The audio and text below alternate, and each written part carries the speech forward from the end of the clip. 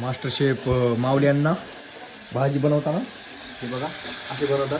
थोडा लसूण थोडा कांदा टाकायचा आणि एक नंबर हां अद्रक लसूण पेस्ट 2 बोट्या. बघा आता काय टाकतात हे बोटे मसाला टाकतात. आता कुठला मसाला टाकला माऊली?